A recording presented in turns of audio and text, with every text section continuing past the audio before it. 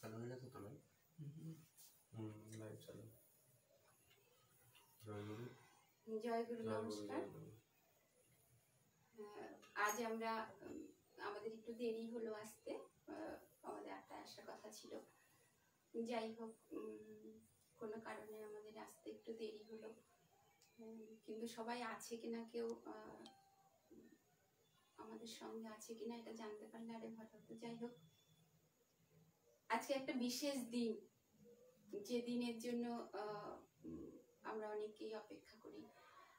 আজকে গুরু পূর্ণিমার শেষার্ধ, কাল শুরু হয়েছে পূর্ণিমা, কিন্তু আজকে আমরা এটাকে মানছি। তো সেই পরম আরাধ্য গুরুর প্রতি প্রণাম, আচ্ছা আচ্ছা আচ্ছা, ঠিক, শ্রদ্ধা জানিয়ে। বলছে সাউন্ড খুব আস্তে আসছে, শোনা যাচ্ছে না, তাহলে একটুখানি ওটাকে নিচেই নামিয়ে দেন। আওয়াজ তো শোনা যায় না? হ্যাঁ, শুনতে যাও, কিন্তু শুনে যাচ্ছি না। আমি বলছি সাউন্ডটাকে একটু টেস্ট করা, তাহলে হলো। সামনে রেখে রাখো, করে দিস না, টেস্ট হবে। এটা আগে দেন বলছে, এইটাই সাউন্ড নেবে তো, ঠিক আছে? ব্লুটুথটা দেখো, সাউন্ডটা বাইরে বাবা, শোনা যাচ্ছে এবার? এবার কি শোনা যাচ্ছে? হ্যালো, এই তো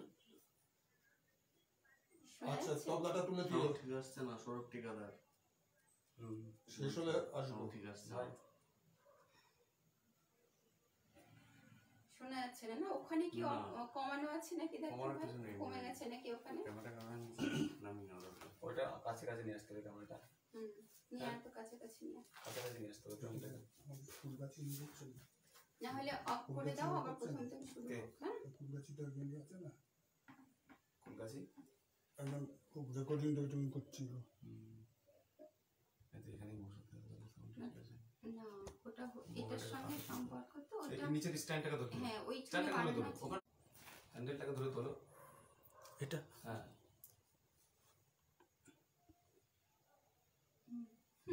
অনেকেই লিখতে কিছু শুনতে পাই না। এবার শোনা যাচ্ছে কি সাউন্ডটা? সাউন্ড শুনতে পাওয়া যাচ্ছে এবার? জয়গুরু, জয়গুরু শোনা যাচ্ছে? একটু সারা দিন সাউন্ড প্রবলেম কম সাউন্ড।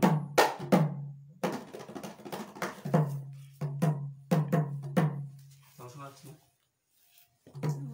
বাড়িয়ে দেবো ফোনের থেকে, উপরের থেকে।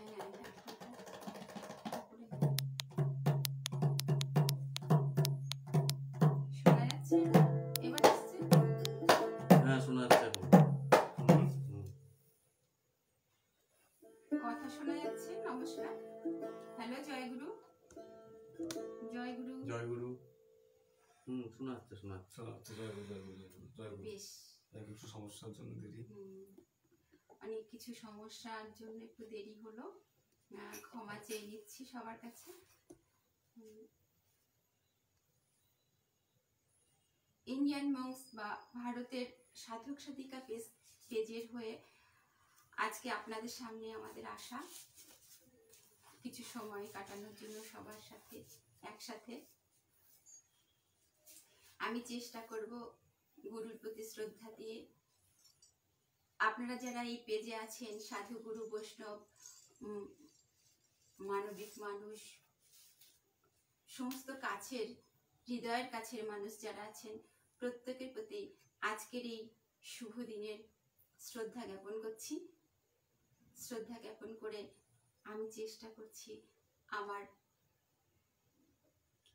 কণ্ঠে গুরুগান, গুরুগুণ পরিবেশন করার।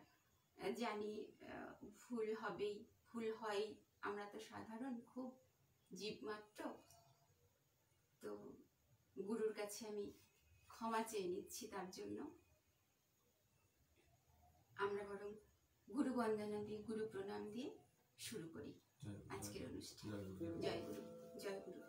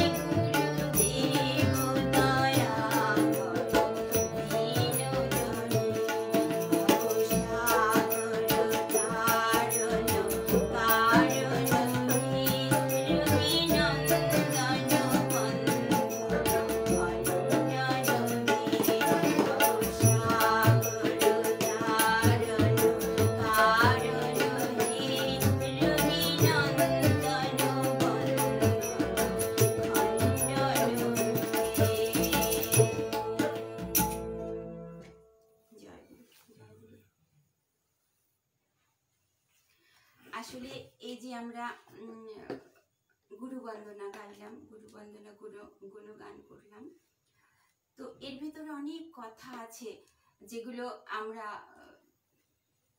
অনুধাবন করি না, আত্মস্থ করি না। আমরা গাই বটে, আমরা কণ্ঠে তুলি বটে, কিন্তু এর যা অর্থ তা যদি আমরা আত্মস্থ করতে পারি তাহলে বোধহয় সত্যি তার স্বর্ণগত সঠিক হতে পারি, কিন্তু আমরা তা করি না। আমরা কখনো কখনো মনোরঞ্জক হিসাবে কিছু কিছু সঙ্গীত আমরা কণ্ঠে তুলে নিই, কিন্তু আমাদের উচিত এই বন্দনা গুরু গুণ গান ঠিকঠাক আত্মস্থ করে গাইবার চেষ্টা করতে হবে। এটা যদিও আমরা পারি না, কিন্তু চেষ্টা আমরা করতে হবে। আমি এরপরে চেষ্টা করছি সাইজির একটা পদ শোনানোর। আজকে গুরু পূর্ণিমার স্মরণ, বুদ্ধের জন্মদিনও বটে এটা, যার যার গুরুকে সেই হিসাবে আমরা স্মরণ করি, শ্রদ্ধা জানাই, শ্রদ্ধা জ্ঞাপন করি। তো আমি এবার সঙ্গীতে পৌঁছে যাই লালন সাজির একটি পদ দিয়ে।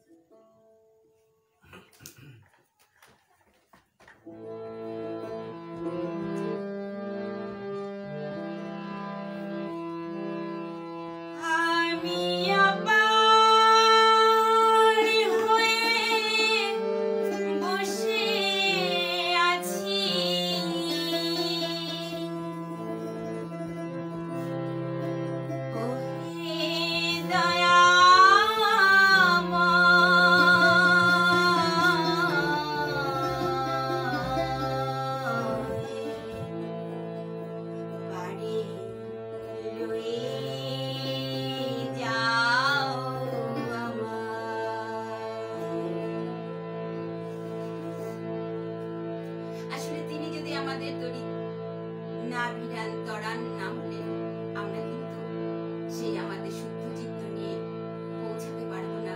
সেই তার শরণাগত হয়েও আমরা ভক্তি শ্রদ্ধা না থাকলে, আকুল প্রার্থনা না থাকলে আমরা সেই কাজ করতে পারবো না। সেই শুদ্ধ চিত্ত নিয়ে আমরা উদ্ধার হব না। লালন সাজি খুব সুন্দর আত্মস্থ করে আত্ম নিবেদনের মাধ্যমে এই সঙ্গীত রচনা করেছেন।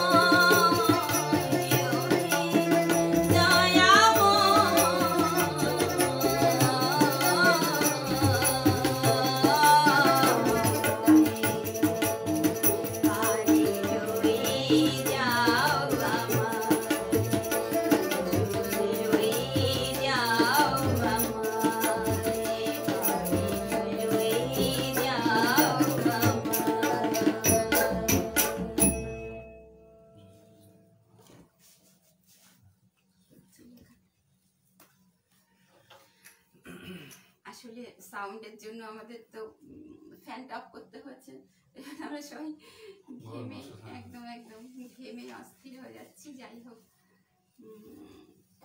চেষ্টা করছি আরো কিছু পদ। আসলে এই যে সাইজি লিখেছেন যে আমি অপার হয়ে বসে আছি।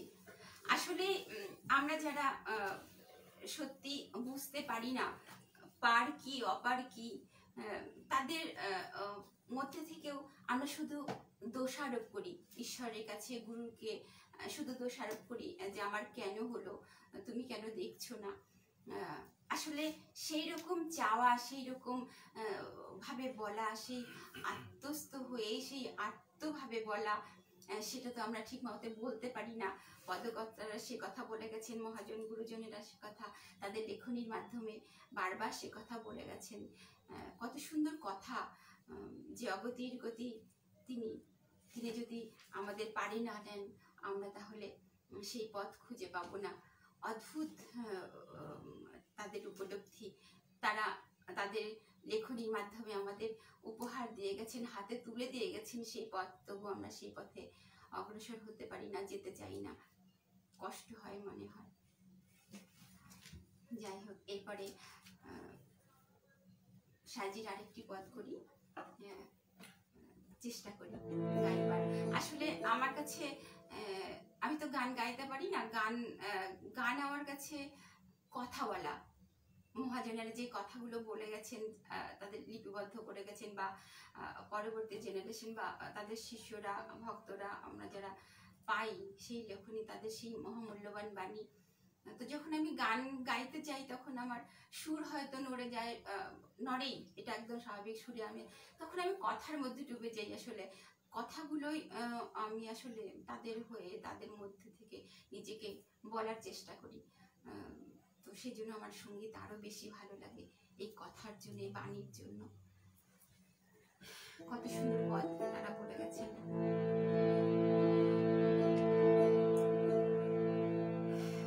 লালন সাইজি এরপরে লিখেছেন, যদি তরিতে বাসনা থাকে ধররে মন সাধু সঙ্গ।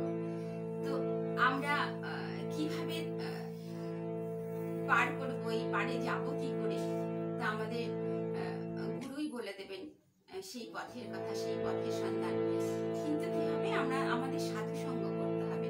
সাধু সঙ্গ মানে যাদের মুখশ্রিত বাণী আমরা শুনে নিজেদের ভিতরে সেটা জাগাতে পারবো, বোঝাতে পারবো, সেই পথকে চিনতে পারবো, নিজেকে চিনতে পারবো, বুঝতে পারবো। তিনি বলেছেন সাধু সঙ্গ করতে। যদি তরিতে বাসনা থাকে ধররে মন সাধু সঙ্গ, ভজরে আনন্দের গৌরাঙ্গ, ধররে মন সাধু সঙ্গ।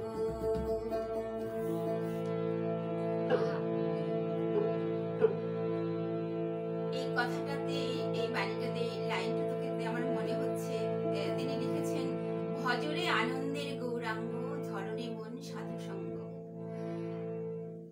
আমরা নদিয়াবাসী, নদিয়ায় আমাদের জন্ম।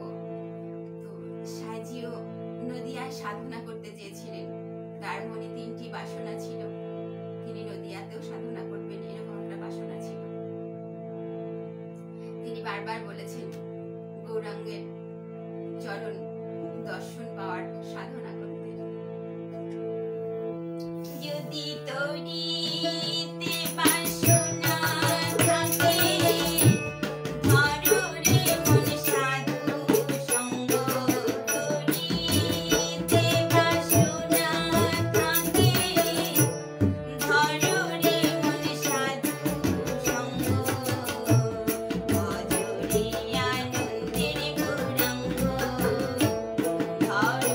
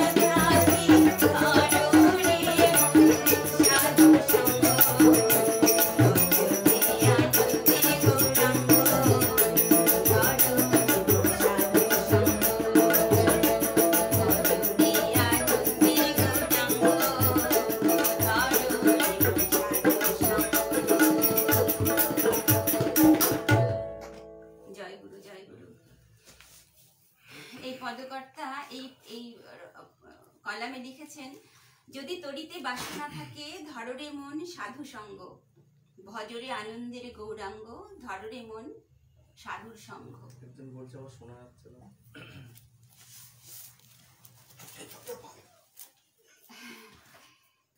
তারপরে স্তবকে আছে সাধুর গুণ যায় না বলে। আচ্ছা, সাধু সঙ্গ আমরা যে করব, তো সাধু আমরা কেমন করে চিনবো, কেমন করে জানবো আমরা যে তার সঙ্গ করবো, তাকে আমরা কেমন করে চিনবো?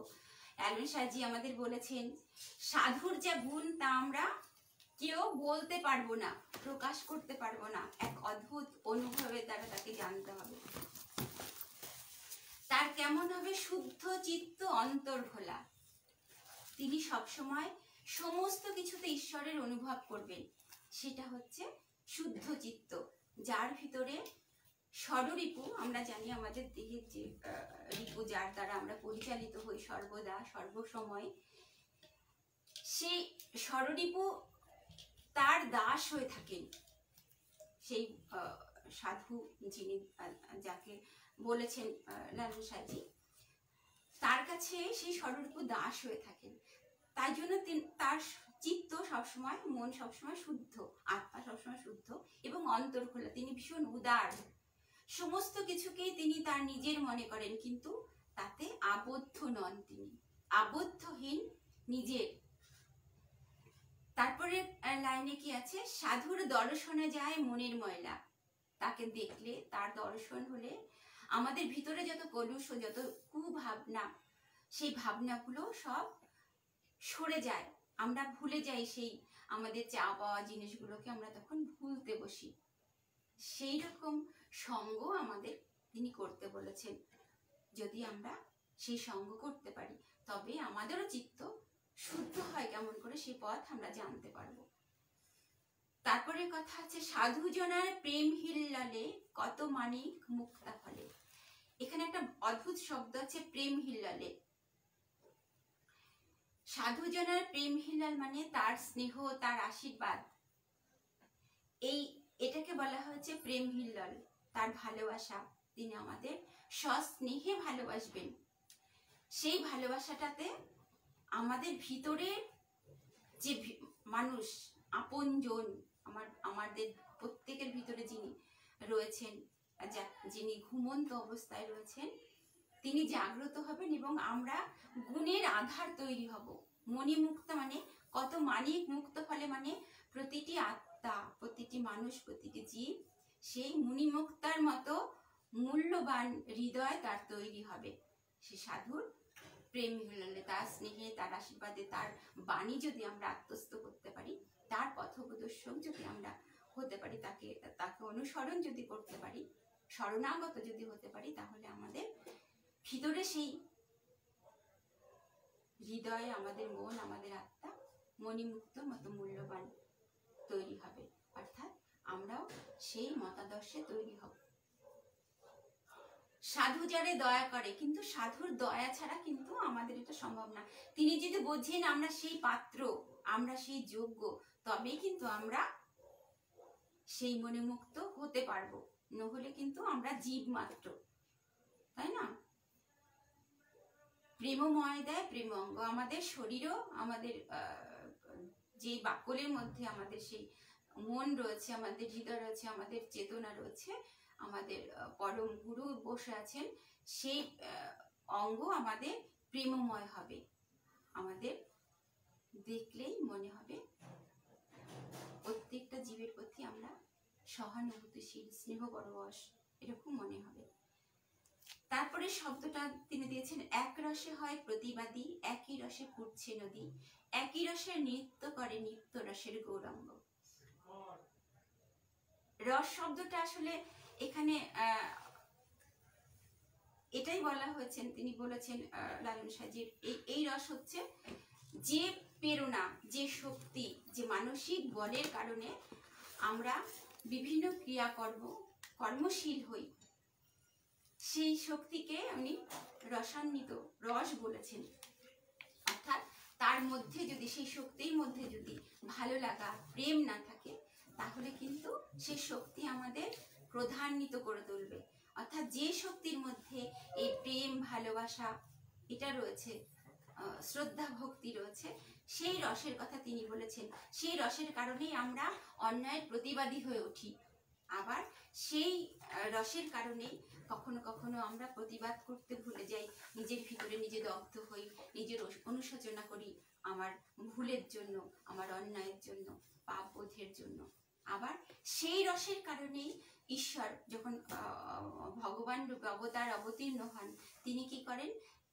নিত্য রস মানে পথ্য, তিনি বর্তমান, তিনি সর্বদা বর্তমান।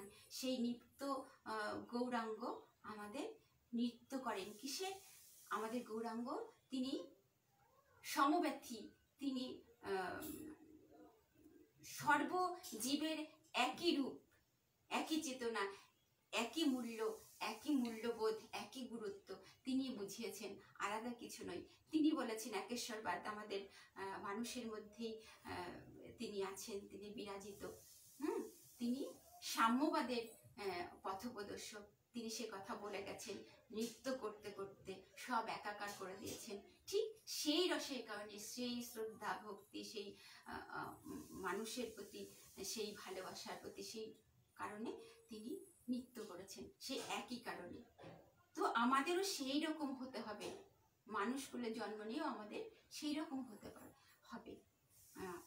আমাদের মহাজনেরা, আমাদের অবতার, মানুষরূপী অবতার, তারা এসে পৃথিবীতে আমাদের সে কথা বলেছে। কি বলেছেন?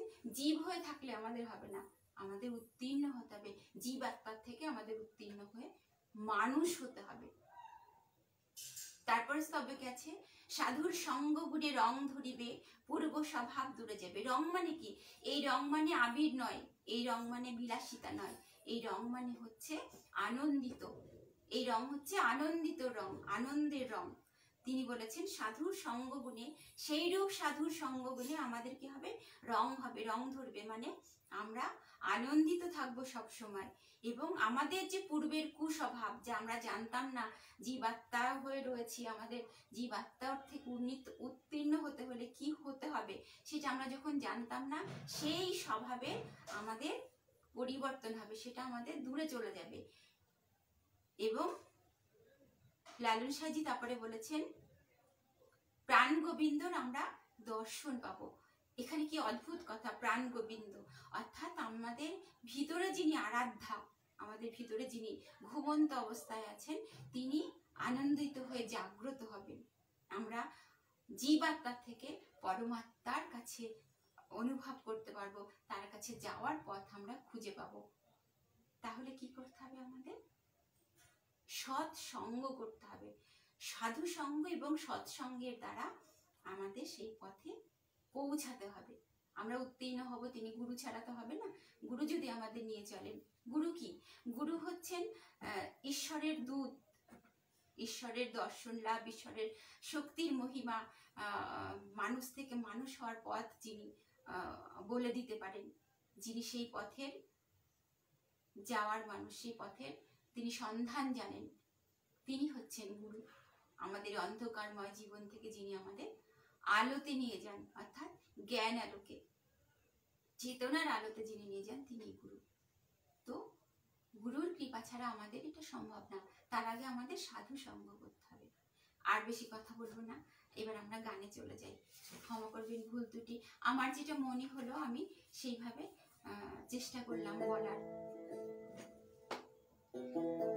আমি এবার নীলকণ্ঠ গোসাইয়ের একটি পদ চেষ্টা করি গাইবার। ভাই তোরা সঙ্গ দিস আমার, না? জয় গুরু। তার আগে বলি, যেটা এতক্ষণ গান হলো, কথা হলো, আমি একটু পরিচয় করে দিই। আমার চারিপাশে আমার সন্তান সম ভাইরা রয়েছে, ভীষণ স্নেহের, ভীষণ কাছের, আমার আত্মার কাছের, আমার সন্তান সম, মানে সন্তানই, হয়তো গর্ভজাত নয়, অনুভবে তাই। তাদের সঙ্গে একটু পরিচয় করিয়ে দিই। আমাদের রূপকিতে রয়েছেন, খমকে রয়েছেন, আনন্দ লাহড়িতে রয়েছে ভূষণ মহান্ত, দোতারা রয়েছে পিকন দে, আর মন্দিরাতে রয়েছে বাপ্পা ঠিকাদার। সঙ্গে আমাদের একটা ভাই আছে শাম্ব, ও কেবল এসে পৌঁছালো, আমাদের পাশে রয়েছে, একটু সাইডে বসে আছে। আর আমাদের সঙ্গে আমাদের শ্রদ্ধেয় কাকু রয়েছেন তবলায়। তো জয় গুরু। কাকু না, চিনু কাকু আমাদের সঙ্গে রয়েছেন। তো আমরা সবাই মিলে চেষ্টা করছি আজকের সন্ধ্যাটা আনন্দে কাটানোর। এবার আমি নীলকণ্ঠ গোসাইয়ের, আসলে সবাই শুনতে পাচ্ছেন তো আমাদের কথা? আচ্ছা আচ্ছা, বেশ বেশ।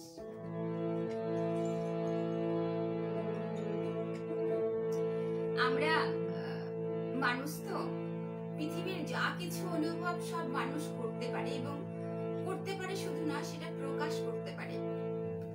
এই কারণে মানুষ শ্রেষ্ঠ জীব। আরো কারণ আছে, আরো কারণ হচ্ছে মানুষ নিজের ইচ্ছায় তার ব্রেনকে, তার ভিতরের কুস্বভাবগুলোকে পরিচালিত করতে পারে, তাকে দাস বানাতে পারে। আমাদের ভিতরে যে স্বরূপ আছে তাকে দাস বানাতে পারে। আমাদের ইচ্ছা অনিচ্ছাকে আমরা কন্ট্রোল করতে পারি। আমাদের সে কারণেই শ্রেষ্ঠ জীব মানুষকে বলা হয়েছে। আমরা আরো কারণে করতে পারি, যে ঈশ্বরের শরণাগত হতে পারি, ঈশ্বরের স্পর্শ, দর্শন, ঘর্ষণ, তার প্রতি অনুগত হওয়া, এ হয়তো মানুষ নিজের প্রকাশের মাধ্যমে করতে পারে, অথবা মনোগত কারণে, অথবা মৌনভাবে, অথবা একান্ত নির্জনে তার শরণাগত হতে পারে। সেই কারণেই মানুষ শ্রেষ্ঠ জীব। কিন্তু আমরা যারা সংসারী মানুষ, আমাদের অনেক ভুল ত্রুটি হতেই থাকে, ভুল আমরা করতেই থাকি। কারণ বিলাস বাসনায় আমরা মত্ত। হয়তো ঈশ্বরেরও সেটা লীলা, ঈশ্বরেরও ইচ্ছা। যে সত্যি আমরা তার কথা মনে রাখি কিনা। তিনি হয়তো প্রতি পদে আমাদের সেই পরীক্ষা করেন, আর বিভিন্ন লোভ লালসায় আমাদের সেই পরীক্ষায় আমরা ফেল করি বারবার। এই কারণে আমাদের সময় কখনো সমান যায় না, কখনো তার শরণাগত হই, কখনো ভুলে যাই, পথভ্রষ্ট হই, আবার তিনি আমাদের তার দিকে ফিরিয়ে আনেন। নীলকণ্ঠ গোসাই এরকমই একটি পদ রচনা করেছেন।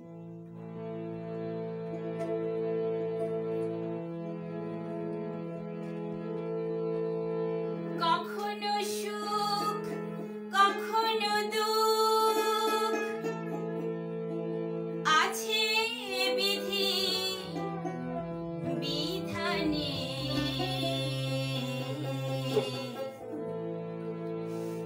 যায় না সমানে ওগো চিরদিন কখনো কারো, যায় না সমানে ওগো চিরদিন কখনো কারো, যায় না সমানে।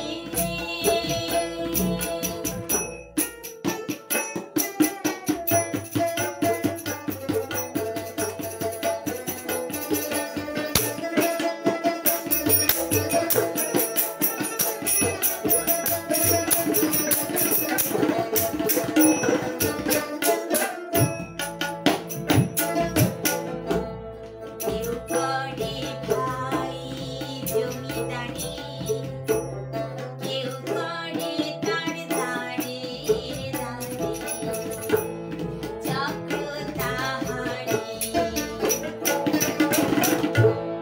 কেউ করে ভাই জমিদারি, কেউ করে তার দাঁড়ের দাঁড়ি চক্র তাহারি, আবার যেতে হবে সেই কাছারি, যেতে হবে সেই কাছারি, সমান বিচার সেখানে, যায় না সমানে ওগো চিরদিন কখনো কারো, যায় না সমানে।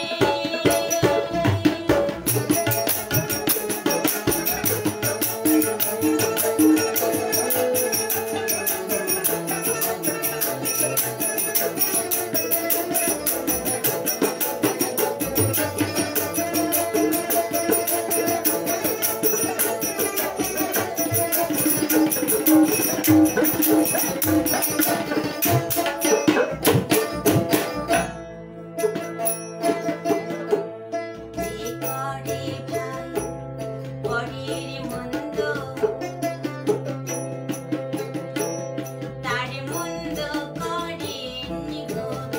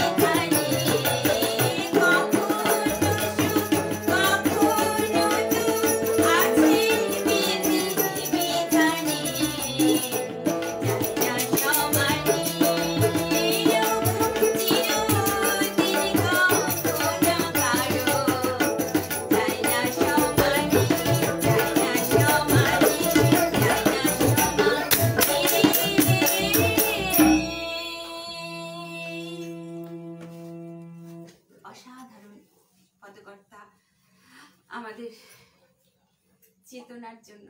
আসলে যারা রচনা করেন তারা তাদের মনের গভীর থেকে এইগুলো চলে আসে। তো ওনারা রচনা কেন করেছেন? কত ভাগ্যবান আমরা যে আমাদের জন্যই তারা এইসবগুলো তুলে দিয়ে গেছেন আমাদের কাছে, আমাদের সামনে, এই পৃথিবীর জন্য, পৃথিবীর মানুষের জন্য, জীব উদ্ধারের জন্য। আমরা সেগুলো বুঝতে পারি না, আমরা সেগুলো নিজের মধ্যে নিতে পারি না। বারবার এই কথা মনে হয় আমরা কত অভাগাও বটে যে আমরা সেই যোগ্য পাত্র নই। আমাদের ভাগ্য যেরকম, বিধি যেরকম আমাদের লিখে পাঠান যে আমাদের এই ঘটবে, কিন্তু ঈশ্বর আমাদের কিছু স্বাধীনতাও দিয়েছিলেন।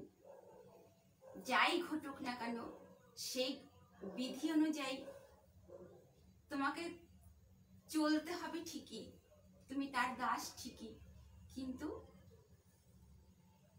যে রিপু তোমাদের মধ্যে দিয়েছি তার দাস হলে চলবে না। আমরা কি করি? সেই বিধিকেও পাল্টে দিয়ে আমাদের কর্মের দ্বারা, ভুল কর্মের দ্বারা বিধিকেও আমরা ওলট পালট করে দিই। ফলে কি হয়? বিধি যদি আমাদের ভালো কিছু লিখে পাঠান তা তখন আমাদের ক্ষেত্রে মন্দ হয়, আর যখন মন্দ থাকে সেটা আমাদের আরো মন্দে পরিণত হয়। আমাদের তখন জীবাত্মার মুক্তি ঘটে না, বারবার দুঃখ যন্ত্রণা এই সংসার কারাগারে আমাদের ফিরে আসতে হয়, আমাদের মুক্তি হয় না। বারবার পদকর্তা সে কথাই বলেছেন তাদের অনুসরণ করতে। বেশ, আমরা আবার সেই কথা প্রসঙ্গে চলে যাই। কেন? আমাদের তিনি সমস্ত কিছু দিয়ে পাঠিয়েছেন, আমাদের পূর্ণাঙ্গ দিয়ে পাঠিয়েছেন। যে পূর্ণাঙ্গটাকে প্রেমাঙ্গে পরিণত করতে পারবো সাধুগুরুর সঙ্গ করে, সাধুগুরুর সাথে থেকে, তাদের সান্নিধ্য লাভ করে আমরা তা করি না। এখানে একটা পুরনো প্রচলিত গান আমি শোনাচ্ছি, পদকর্তার নাম আমি ঠিক জানি না। তিনি লিখেছেন, আমাদের চোখ থাকতেও আমরা অন্ধ। আসলে এই চর্মচক্ষু দিয়ে আমরা বাইরের জগৎ দেখি, অন্তর্চক্ষু দিয়ে আমাদের অন্তরকে দেখতে হবে। সেই অন্তরকে দেখতে না পারলে নিজেকে চিন্তা করো, নিজেকে যদি না বুঝতে পারি আসলে আমি কোন পথে যাচ্ছি, আমাদের লক্ষ্য কি, আমার পথ কোনটা, এটা নিজেকে না চিনলে আমরা বুঝতে পারবো না। আমাদের গুরুর কাছে আমরা সেইভাবে পৌঁছাতে পারবো না। অন্তর্চক্ষুকে আমাদের জাগ্রত করতে হবে, আবার সেই সাধু গুরুর সঙ্গ করেই। তাই তিনি বলেছেন, চোখ থাকতেও আমরা অন্ধ।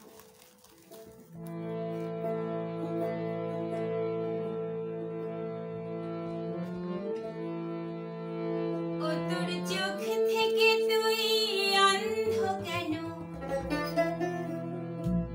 কাঁদিস অবেলা,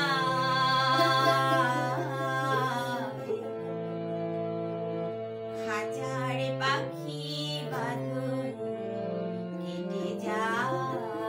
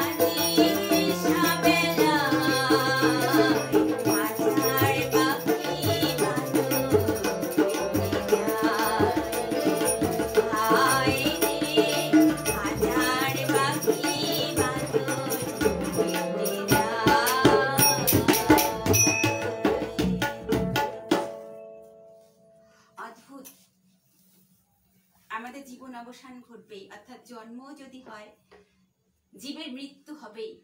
যার প্রাণ আছে তার মৃত্যু আছে।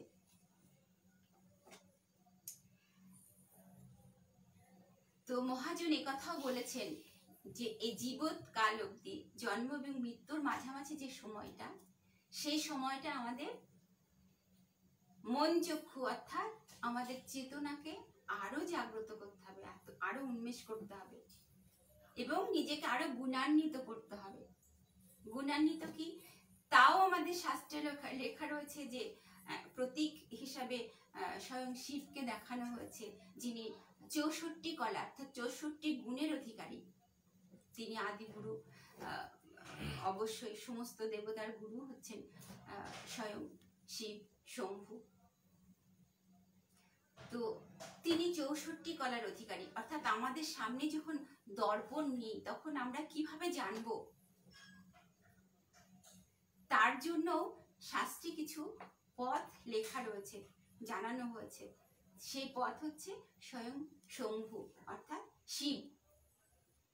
তাকে যদি আমরা জানতে পারি, তাকে যদি বোঝার চেষ্টা করি আসলে তিনি কি, কেন, শাস্ত্র অনুযায়ী, তবে দেখব তিনি 64 কলা অর্থাৎ 64 গুণের অধিকারী।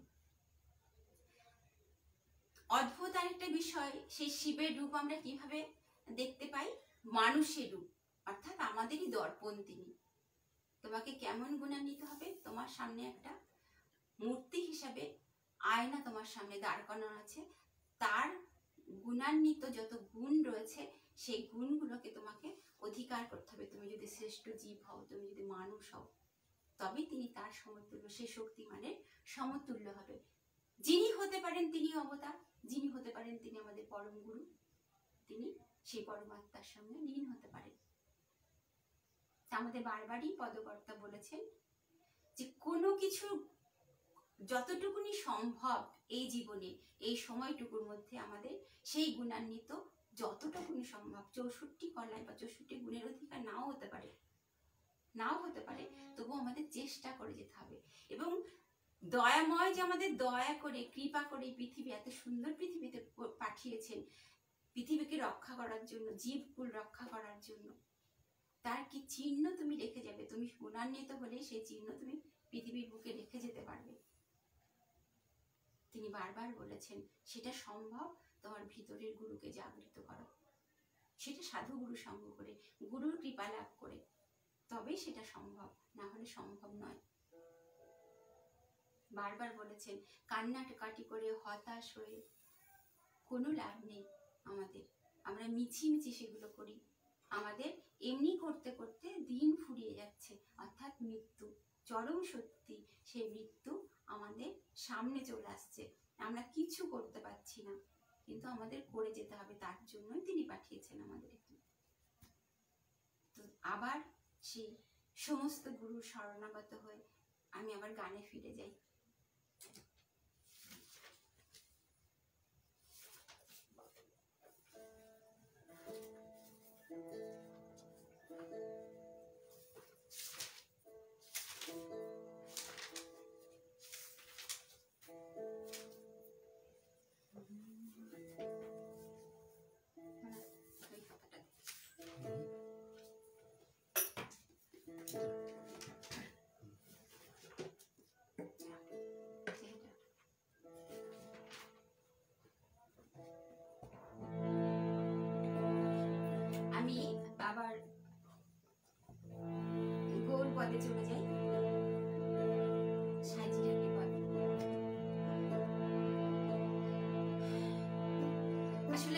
ভালো লাগা গানগুলোই আমি হয়তো চেষ্টা করছি। আর এই বাণীগুলো ভীষণই মধুর, আমার খুব ভালো লাগে। আর আমার ভালো লাগাটাই সবার কাছে শেয়ার করছি আজকে সন্ধ্যায় একসঙ্গে আনন্দিত মনে, তাই তো? আমি যেহেতু নদীয়ার মেয়ে, বারবারই আমাদের সেই প্রভু গৌরাঙ্গের কথা মনে হয়।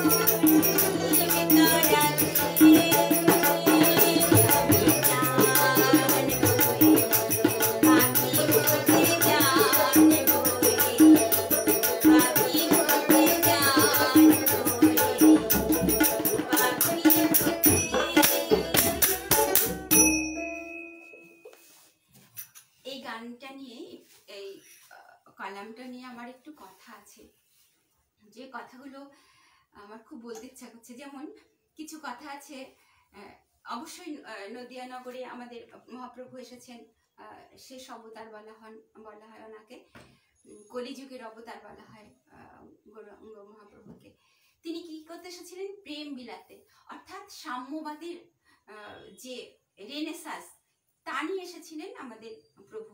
অর্থাৎ আমাদের কোনো জাত বলে আলাদা কিছু নেই। জাত শব্দের অর্থ হচ্ছে কোয়ালিটি, জাত মানে হচ্ছে গুণ বা কোয়ালিটি, এটা তিনি বুঝিয়েছিলেন। প্লাস বুঝিয়েছিলেন মানুষ যে যেখানে আছে সবাই এক, তিনি সেই নিরাকার অথবা নিরাকার শক্তি আকারে প্রকাশিত সেই পরমের ভক্ত, প্রত্যেকে সবাই।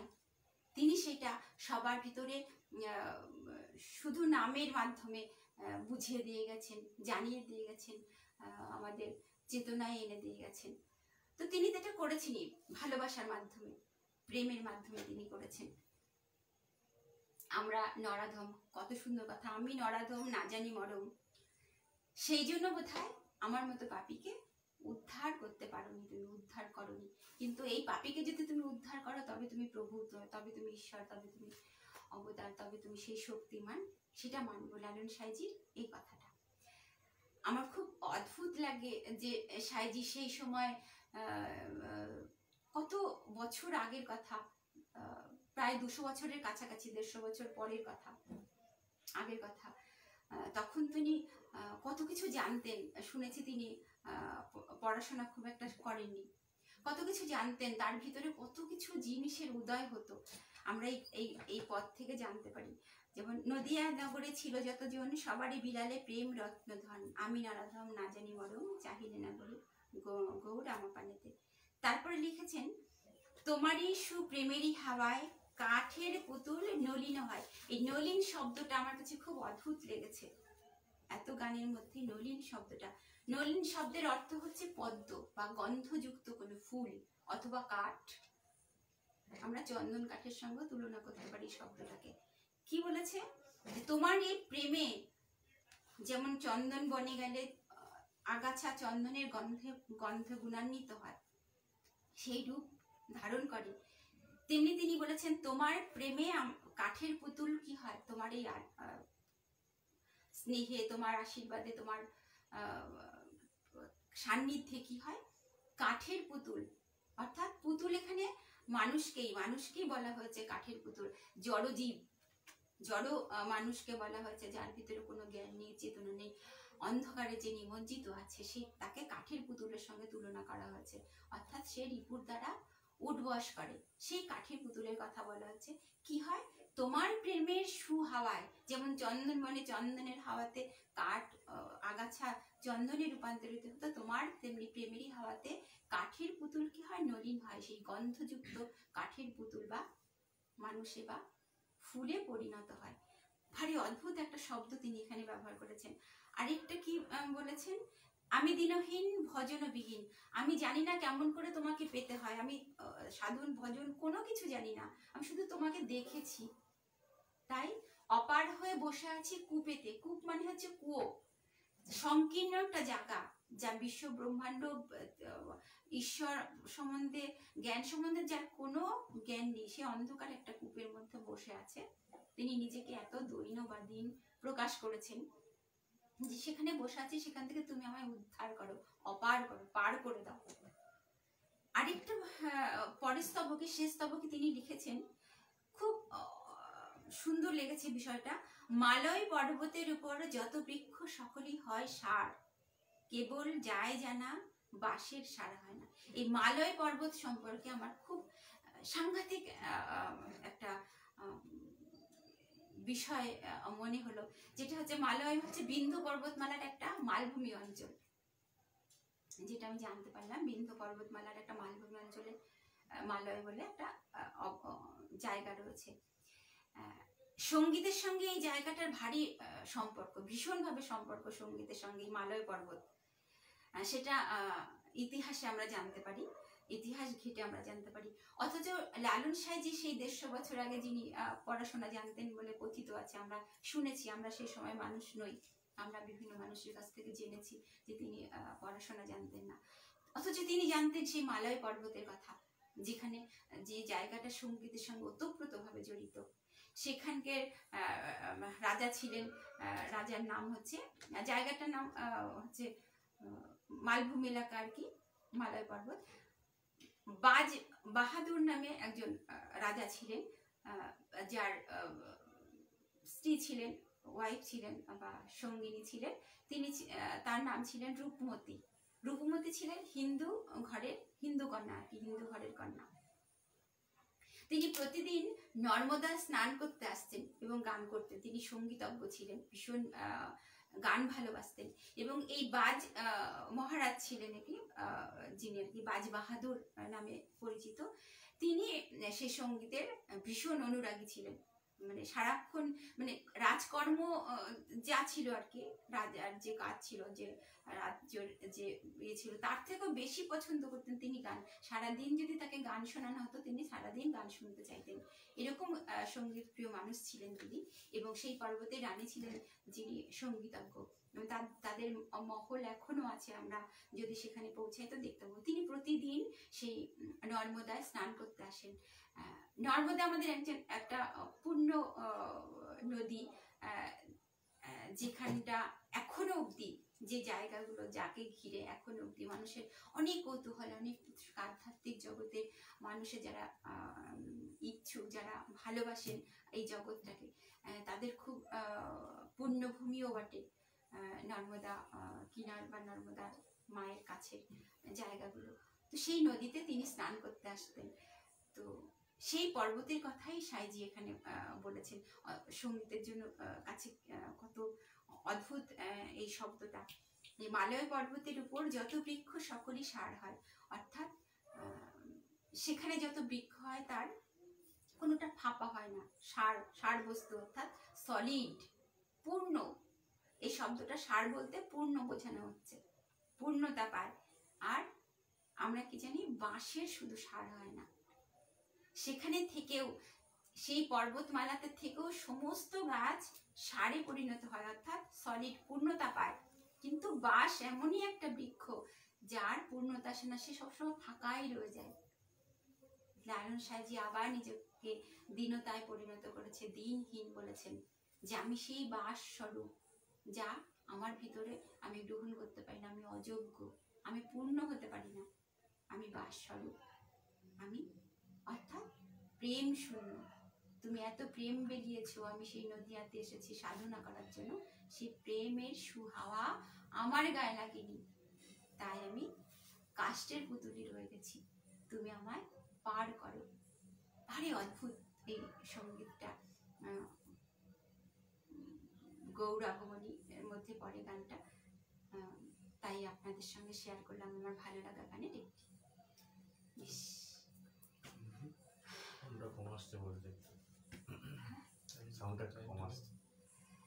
আমরা বোধহয় শেষের দিকে পৌঁছে গেছি সময়ের।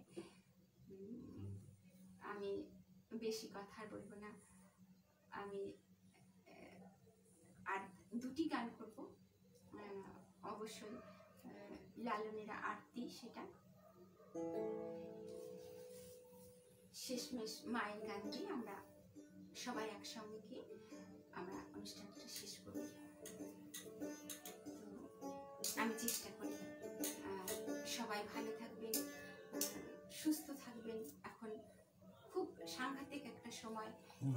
সব থেকে বড় কথা, এই সময়ের মধ্যে আমি যার কথা এখনো অব্দি বলিনি, যার কথা বলা আমার খুব খুব আমার খুব স্নেহের, খুব মনের কাছাকাছি এক সন্তান সম ছেলে, যার নাম প্রণয় সেন।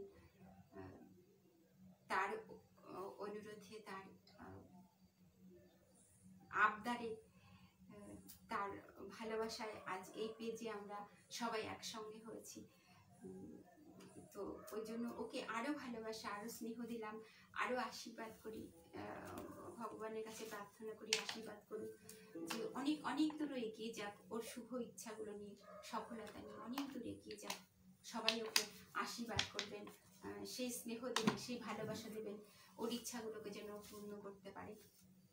ওর জন্য আমরা সবাই ওর কাছে এই পেজটার জন্য কৃতজ্ঞ। আমি চাই এই পেজটা চলুক। এখানে আমাদের ভারতবর্ষের অনেক মহান মহান মানুষের অনেক অবতারের, অনেক ঈশ্বর কণার তাদের জীবন, তাদের বাণী, তাদের লীলা সম্পর্কে আমরা জানতে পারি। লিপিবদ্ধ করা সেই সমস্ত মহাকাব্য থেকে, গ্রন্থ থেকে আমরা জানতে পারি এই পেজের মাধ্যমে। এর জন্য আমরা ভীষণভাবে ওর কাছে কৃতজ্ঞ। ওর এই ভালো মনটা, ওই শুদ্ধ মনটা যেন চিরদিন বজায় থাকে, এই কামনা করবেন সবাই, এই প্রার্থনায় আশীর্বাদ করবেন ওর জন্য। আমরা তো সবাই করবোই একসঙ্গে। ভালো থাকুক, সুস্থ থাকুক, আমরা সবাই ভালো থাকি, সবাই আনন্দে থাকি, আমাদের এই দুর্যোগ কেটে যাক। আমি শেষ করছি আমার দুটি গান দিয়ে।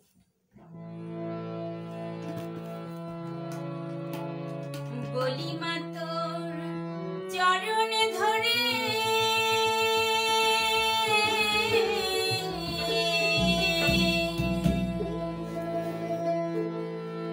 ননি চুরি আর করব না, আর আমারে মারিস নে মা, আর আমারে মারিস নে মা। বলি মা তোর চরণে ধরে ননি চুরি আর করব না, আর আমারে মারিস নে মা, আর আমারে মারিস নে মা।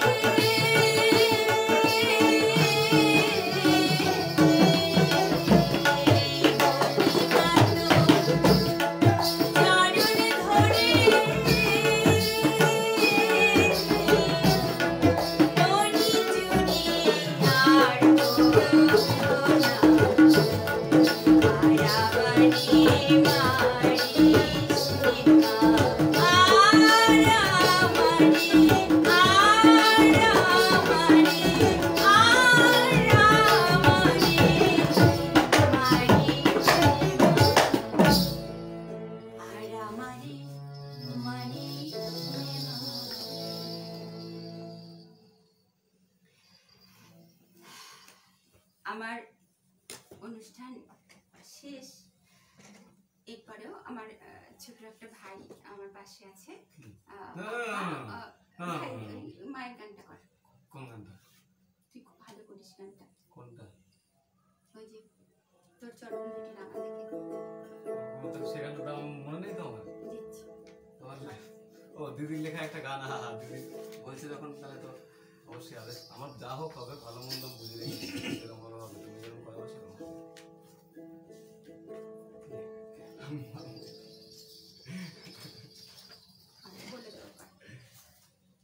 শুরু কর, আমি বলে দিচ্ছি। তুমি তো জমা লেখাটা দাও, না দেখলেও ভাবটা লেখাটা তো দাও না, না দেখে আমার মনে আমি মনে থাকে না লিরিক্স আমার।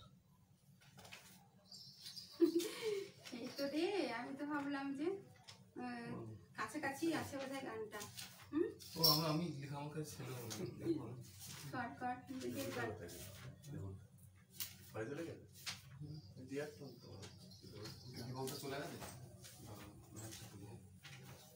কর কর কর শুরু কর, বের করে দিচ্ছি, তুই শুরু করে দে।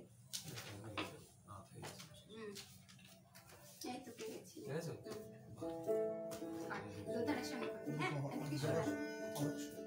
খবর পেয়েছিস আজ সরকার থেকে আবার ঘোষণা করেছে 9টার পর বেরোলেই ধরে পুঁতে দেবে। ওটার দিকে বিকেলে মাইকে বলছি অনুষ্ঠান শেষ, আমার ভাই মায়ের গান দিয়ে মায়ের একটি গান করছি, দিদিরই লেখা। আমি চেষ্টা করছি, আমি গান বাজনা খুব একটা পারি না, দিদির আদেশ এখন চেষ্টায় পাচ্ছ না, একটু চেষ্টা। আমি এখনো গায়ে হয়নি, গরু আছে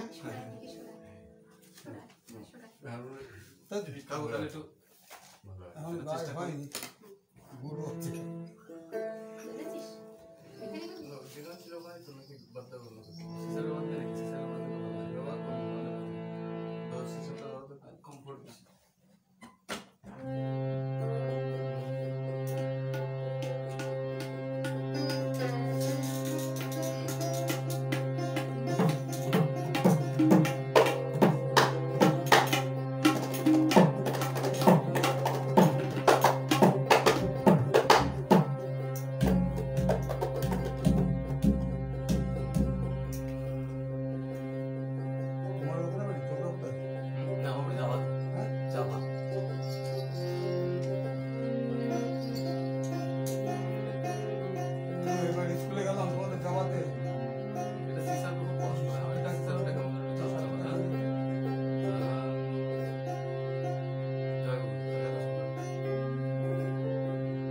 তোর চরণ দুটি রাঙা বলে মন যে আমার জবা হলো মা তোর চরণ দুটি রাঙা বলে মন যে আমার জবা হলো নুপুর পরা পা দুখানি মা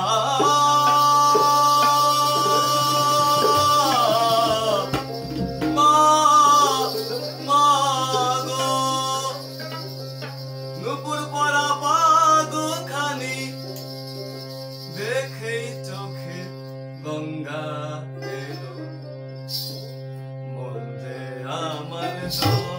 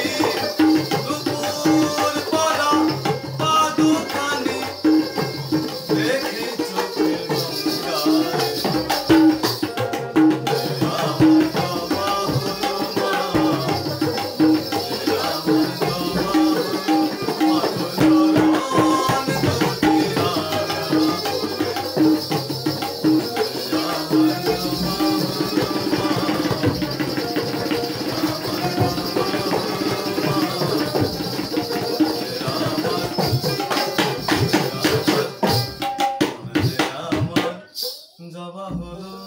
জয় গুরু জয় গুরু জয় গুরু। জয় গুরু জয় গুরু। জয় গুরু। আমরা হ্যাঁ আবার সবাইকে শ্রদ্ধা জানাই, প্রণাম জানাই। এই পেজে যত সাধুগুরু বৈষ্ণব দশাই দরবেশ যারা আছেন তাদের প্রতি জানাই অসীম শ্রদ্ধা এবং প্রণাম।